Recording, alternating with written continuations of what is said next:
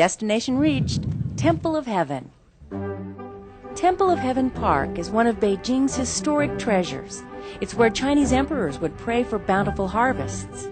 It's easy to spend several hours here.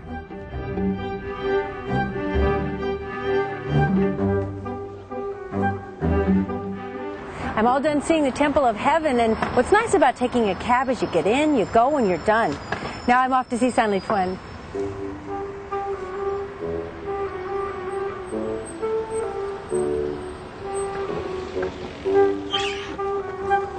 Sanli Twin, please.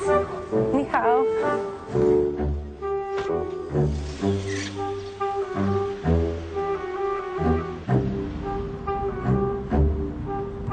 The number one piece of advice when speaking to a cab driver in China, use simple English. And secondly, speak slowly. Communication is the key to a successful taxi ride in Beijing. Drivers really try to meet you halfway, and they hope to be ready for new visitors during the 2008 Beijing Olympics. 在此之前很长时间，我们很多司机就已经开始学习英语了。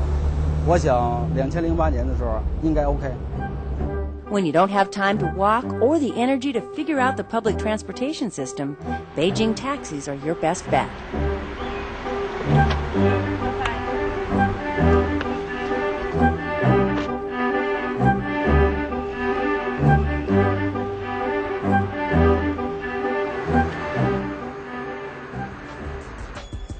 Buses and subways help ease the chaos on Beijing's streets. Still, if you granted a Beijinger 3 wishes, chances are one would be, make Beijing's gridlock traffic disappear. When they say Beijing's on the move, they're not talking about the traffic. With over 2 million cars, 63,000 taxis, buses that make U-turns on city streets, and vans that drive and park on the sidewalk, it can take an hour and a half to go 10 miles.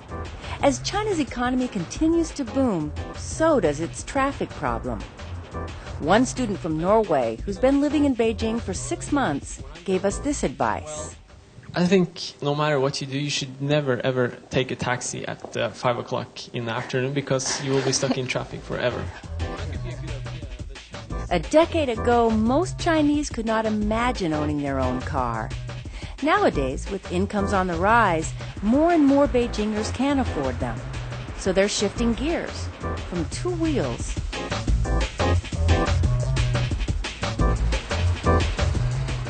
to 4. China is now the world's second biggest and fastest growing vehicle market. Over 1,000 new cars and 500 used cars are sold daily in Beijing. And foreign luxury cars are increasingly visible on the streets. To many, a car is more than a means of transportation. It's a symbol of freedom and status. But there's a price for progress. That's why the government fights an ongoing battle to protect the environment and to keep the traffic flow flowing. To ease congestion in time for the 2008 Games, the Beijing Organizing Committee for the Olympic Games put together the Transport, Construction and Traffic Management Plan. The plan promises to add 200 miles of road in Beijing, including 35 miles of urban expressway.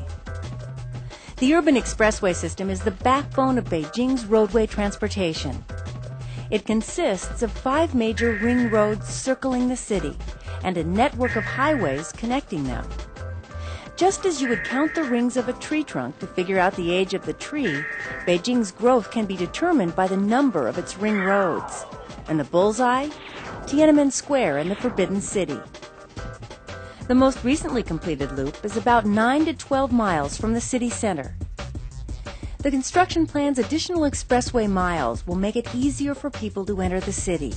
But that also means more cars piling into an already congested central district, turning it into a virtual parking lot during rush hour.